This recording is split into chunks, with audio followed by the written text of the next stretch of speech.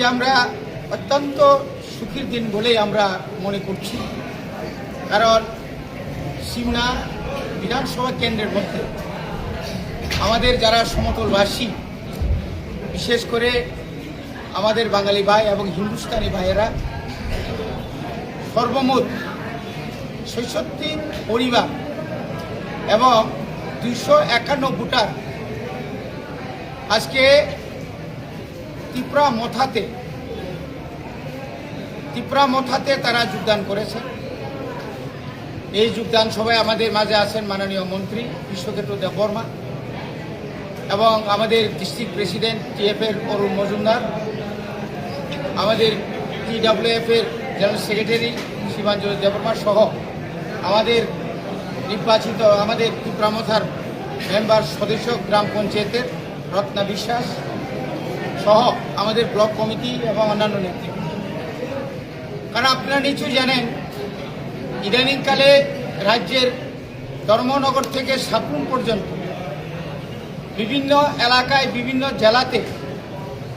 রাজ্যের শাসক দল, হয়তো আপনারা প্রশ্ন করতে পারেন আপনারাও তো ওদের সঙ্গে আছেন, তারপরেও বিশেষ করে এই সিমনা এলাকায় আমাদের যারা সমতলবাসীদের মধ্যে তাদের মধ্যে একটা নতুন করে একটা জাগ্রত হয়েছে যে আমরা জাতীয় দল সেরে আঞ্চলিক দলের দিকে আমরা থাকব। যেহেতু এটা একদম সিমনা বিধানসভা কেন্দ্র, এখানে বরাবরই এসটি এবং বরাবরই আমরা 2018 সাল থেকে আমাদের মাননীয় বিধায়ক আমরা পেয়েছি বিভিন্ন এলাকার উন্নয়ন যা কিছু হয়েছে এটা আমাদের বিধায়কের কল্যাণে, ওনার সহযোগিতা, রাস্তাঘাট, তারপরে যে পানীয় জল, তারপরে এখানের যে যোগাযোগের ব্যবস্থা এবং আধুনিকরণ, যে ব্রহ্মকুণ্ড একটা মেলা, এই যে তীর্থস্থান, যে আধুনিকরণ থেকে শুরু করে সমতল এবং পাহাড়ে যা কিছু হয়েছে ওনার আমলেই হয়েছে। আর যারা আজকে সমতলে যারা বিজেপি নামধারী কিছু নেতৃত্বরা আছেন, ওরা এমন জায়গাতে চলে গেছেন, ওরা নিজেকেই চিনেন, অন্যকে আর চিনে না। এই এলাকার উন্নয়নের জন্য আপনারা যদি দেখতে যান, এই যে যারা গ্রাম পঞ্চায়েতের প্রধান আছেন বা বিভিন্ন নেতৃত্ব আছেন, তাদের হাতে ক্ষমতা নেই, শুধু কয়েকজন নেতাই তাদের হাতে সমস্ত ক্ষমতা রেখে এলাকাতে যা করেছেন এটা তো আপনারা শুনেছেন। কাজে আজকে যারা নবাগতদের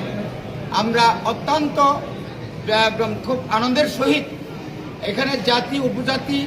এবং এটা শান্তি সম্প্রীতি এবং এলাকার উন্নয়নের স্বার্থে ওরা বলেছে আগামী দিনে এই এলাকায় আরো বিরাট অংশ সমতলের বিরাট অংশ ওরা আমাদের ত্রিপুরা মথাতে যোগদান করবে এবং আমরা আশা রাখি এই এলাকা উন্নয়নের জন্য আমরা ওদের সঙ্গে থাকবো, ওনাদের পাশে থাকবো, আপদে বিপদে সমস্ত কিছুতে আমরা থাকবো।